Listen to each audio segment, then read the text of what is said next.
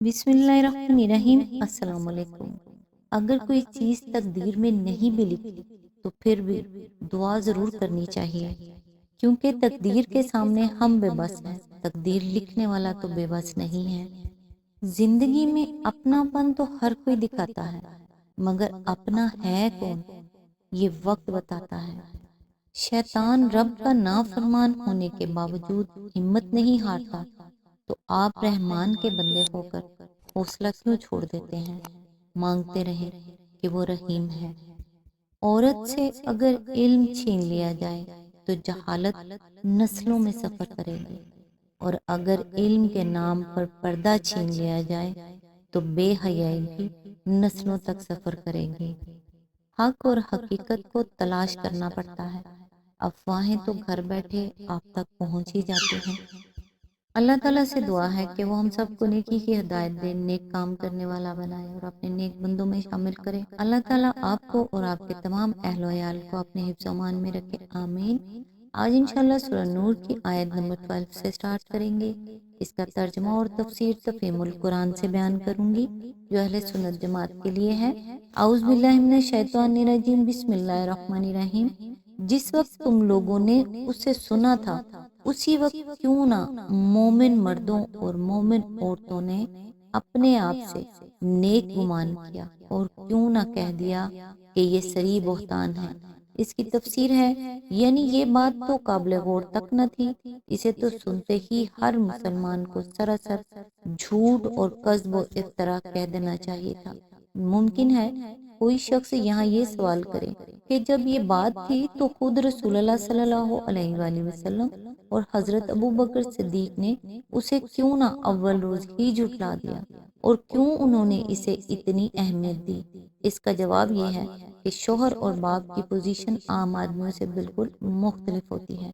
अगर चाहे एक शोहर से बढ़कर कोई अपनी बीवी को नहीं जान सकता, और एक शरीफ और सालिया बीवी के मुतालिक कोई सही उल दिमाग शोहर लोगों के बहतानों पर फिल वाक़या बदगुमान नहीं हो सकता। लेकिन अगर उसकी बीवी पर इल्ज़ाम लगा दिया जाए तो वो इस मुश्किल में पड़ जाता है कि इसे बहतान कहकर रद्द कर भी दे तो कहने वालों की जुबान न रुकेगी, बल्कि वो इसके ऊपर एक और बात चढ़ाएंगे कि बीवी ने मियाँ साहब की अक्ल पर कैसा पर्दा डाल रखा है। सब कुछ कर रही है और मियाँ ये समझते हैं कि मेरी बीवी बड़ी पाक दामन है। ऐसी ही मुश्किल माँ बाप को पेश आती है। वो गरीब अपनी बेटी की इस्मत पर सरी झूठे इल्ज़ाम की तरदीद में अगर जुबान खोलें भी तो बेटी की पोजीशन साफ नहीं होती। कहने वाले ये कहेंगे कि माँ बाप हैं, अपनी बेटी की हमायत ना करेंगे तो और क्या करेंगे। ये चीज़ थी जो रसूलुल्लाह सल्लल्लाहु अलैहि वसल्लम और हज़रत अबू बकर और उम्मे रुमान को अंदर ही अंदर गम से घुलाए दे रही थी, वरना हकीकत में कोई शख्स उनको लाहक न था। रसूलुल्लाह सल्लल्लाहु अलैहि वसल्लम ने तो खुतबे में ही साफ फरमा दिया था कि मैंने ना अपनी बीवी में कोई बुराई देखी है और ना उस शख्स में जिसके मुतालिक ये इल्ज़ाम लगाया जा रहा है। आयत नंबर 13, वो लोग अपने इल्ज़ाम के सबूत में चार गवाह क्यों न लाए, अब के वो गवाह नहीं लाए हैं, अल्लाह के नज़दीक वही झूठे हैं। इसकी तफसीर है, अल्लाह के नज़दीक यानी अल्लाह के कानून में, अल्लाह के कानून के मुताबिक, वरना जाहिर है कि अल्लाह के इल्म में तो इल्ज़ाम बजाय खुद झूठा था। इसका झूठ होना इस बात पर मबनी न था कि ये लोग गवाह नहीं लाए हैं। उस जगह किसी शख्स को ये गलत फहमी न हो कि यहाँ इल्ज़ाम के गलत होने की दलील और बुनियाद महज गवाहों की गैर मौजूदगी को ठहराया जा रहा है, और मुसलमानों से कहा जा रहा है कि तुम भी सिर्फ इस वजह से इसको सरी बहतान करार दो कि इल्ज़ाम लगाने वाले चार गवाह नहीं लाए हैं। ये गलत फहमी इस सूरत वाक़या को निगाह में रखने से पैदा होती है जो फिल वाक़या वहाँ पेश आई थी। इल्ज़ाम लगाने वालों ने इल्ज़ाम इस वजह से नहीं लगाया था कि उन्होंने या उनमें से किसी शख्स ने वो बात देखी थी जो वो जुबान से निकाल रहे थे, बल्कि सिर्फ इस बुनियाद पर इतना बड़ा इल्ज़ाम तस्नीफ कर डाला था कि हज़रत आयशा काफिले से पीछे रह गई थी और सफ़वान बाद में उनको अपने ऊँट पर सवार करके काफिले में ले आए। کوئی صاحب عقل آدمی بھی اس موقع پر یہ تصور نہیں کر سکتا تھا کہ حضرت عائشہ کا اس طرح پیچھے رہ جانا معاذ اللہ کسی ساز باز کا نتیجہ تھا۔ ساز باز کرنے والے اس طریقے سے تو ساز باز نہیں کیا کرتے کہ سالار لشکر کی بیوی پیچھے سے قافلے کے پیچھے ایک شخص کے ساتھ رہ جائے اور پھر وہی شخص اس کو اپنے اونٹ پر بٹھا کر دن دہاڑے ٹھیک دوپہر کے وقت لیے ہوئے اعلانیہ لشکر کے پڑاؤ پر پہنچے۔ یہ صورتحال خود ہی ان دونوں کی معصومیت پر دلالت کر رہی تھی۔ اس حالت میں اگر الزام لگایا جا سکتا تھا تو صرف اس بنیاد پر ہی لگایا جا سکتا تھا کہ کہنے والوں نے اپنی آنکھوں سے کوئی معاملہ دیکھا ہو، ورنہ قرائن جن پر ظالموں نے الزام کی بنا رکھی تھی کسی شک و شبے کی گنجائش نہ رکھتے تھے۔ آیت نمبر 14، اگر تم لوگوں پر دنیا اور آخرت میں اللہ کا فضل اور رحم و کرم نہ ہوتا تو جن باتوں میں تم پڑ گئے تھے ان کی پاداش میں بڑا عذاب تمہیں آ لیتا۔ آیت نمبر 15، ذرا غور تو کرو اس وقت تم کیسی سخت غلطی کر رہے تھے جبکہ تمہاری ایک زبان سے دوسری زبان اس جھوٹ کو لیتی جا رہی تھی اور تم اپنے منہ سے وہ کچھ کہہ جا رہے تھے جس کے متعلق تمہیں کوئی علم نہ تھا، تم اسے ایک معمولی بات سمجھ رہے تھے حالانکہ اللہ کے نزدیک یہ بڑی بات تھی۔ آیت نمبر 16، کیوں نہ اسے سنتے ہی تم نے کہہ دیا کہ ہمیں ایسی بات زبان سے نکالنا زیب نہیں دیتا۔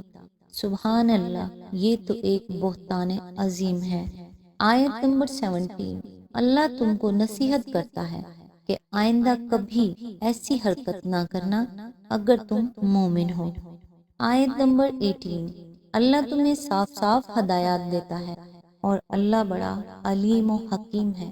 اس کی تفسیر ہے ان آیات سے اور خصوصاً اللہ تعالیٰ کے اس ارشاد سے کہ مومن مردوں اور عورتوں نے اپنے گروہ کے لوگوں سے نیک گمان کیوں نہ کیا۔ یہ قاعدہ کلیہ نکلتا ہے کہ مسلم معاشرے میں تمام معاملات کی بنا حسن ظن پر ہونی چاہیے اور سوء ظن صرف اس حالت میں کیا جانا چاہیے جبکہ اس کے لیے کوئی ثبوتی و ایجابی بنیاد ہو۔ اصول یہ ہے کہ ہر شخص بے گناہ ہے جب تک کہ اس کے مجرم ہونے یا اس پر جرم کا شبہ کرنے کے لیے کوئی معقول وجہ موجود نہ ہو، اور ہر شخص اپنی بات میں سچا ہے جب تک کہ اس کے ساقط الاعتبار ہونے کی کوئی دلیل نہ ہو۔ آیت نمبر 19، جو لوگ چاہتے ہیں کہ ایمان لانے والوں کے گروہ میں فحاشی پھیلے وہ دنیا اور آخرت میں دردناک سزا کے مستحق ہیں۔ اللہ جانتا ہے اور تم نہیں جانتے۔ اس کی تفسیر ہے موقع محل کے لحاظ سے تو آیت کا براہ راست مفہوم یہ ہے کہ جو لوگ اس طرح کے الزامات گھڑ کر اور انہیں اشاعت دے کر مسلمان معاشرے میں بد اخلاقی پھیلانے اور امت مسلمہ کے اخلاق پر دھبا لگانے کی کوششیں کر رہے ہیں وہ سزا کے مستحق ہیں، لیکن آیت کے الفاظ فحش پھیلانے کی تمام صورتوں پر حاوی ہے۔ ان کا اطلاق عملاً بدکاری کے اڈے قائم کرنے پر بھی ہوتا ہے اور بد اخلاقی کی ترغیب دینے والے اور اس کے لیے جذبات کو اکسانے والے قصوں، اشعار، گانوں، تصویروں اور کھیل تماشوں پر بھی۔ نیز وہ کلب اور ہوٹل اور دوسرے ادارے بھی ان کی زد میں آ جاتے ہیں جن میں مخلوط رقص اور مخلوط تفریحات کا انتظام کیا جاتا ہے۔ قرآن صاف کہہ رہا ہے کہ یہ سب لوگ مجرم ہیں، صرف آخرت ہی میں نہیں دنیا میں بھی ان کو سزا ملنی چاہیے۔ لہٰذا ایک اسلامی حکومت کا فرض ہے کہ اشاعت فحش کے ان تمام ذرائع و وسائل کا سدباب کرے۔ اس کے قانون تعزیرات میں ان تمام افعال کو مستلزم سزا قابل دست اندازی پولیس ہونا چاہیے جن کو قرآن یہاں پبلک کے خلاف جرائم قرار دے رہا ہے اور فیصلہ کر رہا ہے کہ ان کا ارتکاب کرنے والے سزا کے مستحق ہیں۔ یعنی تم لوگ نہیں جانتے کہ اس طرح کی ایک ایک حرکت کے اثرات معاشرے میں کہاں کہاں تک پہنچتے ہیں، کتنے افراد کو متاثر کرتے ہیں اور مجموعی طور پر ان کا کس قدر نقصان اجتماعی زندگی کو اٹھانا پڑتا ہے۔ اس چیز کو اللہ ہی خوب جانتا ہے، لہٰذا اللہ پر اعتماد کرو، اور جن برائیوں کی وہ نشاندہی کر رہا ہے انہیں پوری قوت سے مٹانے اور دبانے کی کوشش کرو۔ یہ چھوٹی چھوٹی باتیں نہیں ہیں جن کے ساتھ رواداری برتی جائے، دراصل یہ بڑی باتیں ہیں جن کا ارتکاب کرنے والوں کو سخت سزا ملنی چاہیے۔ آج تک کے لیے بس اتنا ہی، نیکسٹ انشاءاللہ آیت نمبر 20 سے سٹارٹ کریں گے۔ تب تک کے لیے دعاؤں میں یاد رکھیے گا۔ اللہ حافظ۔